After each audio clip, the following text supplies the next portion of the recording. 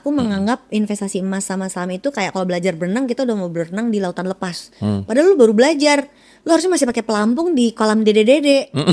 Nah itu reksadana. Reksadana. Oke. Dede reksadana. Gaji naik, lifestyle naik atau investasi naik menurut lo? Investasi naik. Dana pensiun, pakai satu instrumen aja atau harus campur, Mbak?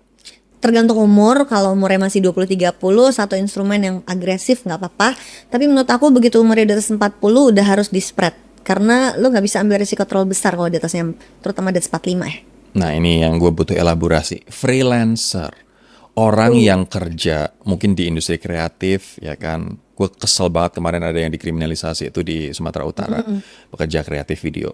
Freelancer itu lebih susah nabung dana pensiun atau sama aja sebenarnya? Dan tipsnya gimana untuk freelancer yang nggak pasti nggak ajak gitu loh penghasilannya? Gue setuju lebih susah karena gini, banyak orang akan lebih mudah kalau ada keteraturan.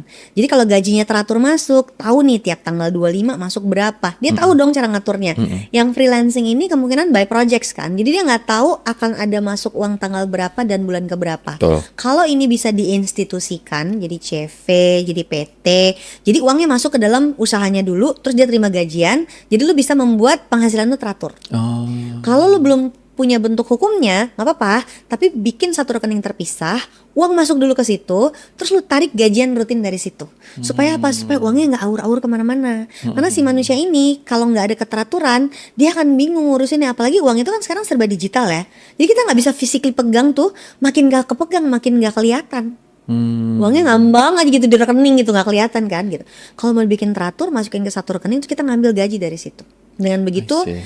kita bisa secure punya uang untuk hidup 3 bulan ke depan. Ya, Tapi lu ambil rutin kayak gaji bulanan. Oke. Caranya gitu. Caranya Jadi gitu ya. penghasilan boleh nggak teratur, pengeluarannya dikunci. Teratur pengeluarannya berapa setiap bulan. Oke. Jadi nggak aur-auran uangnya. Target pensiun itu realistis atau idealis dulu? Idealis dulu.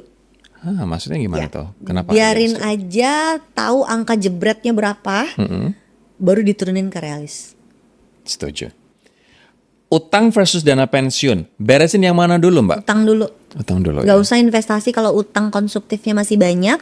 Jadi semua obrolan kita tadi tuh nggak valid ya. Begitu ketemu orang yang masih ada pinjol, utang kartu kredit, utang pay later, semua investasi yang kita bahas tadi nggak berlaku untuk orang-orang yang utang konsumtifnya masih tinggi banget. Oke. Ini kita di segmen terakhir nih, segmen kesimpulan.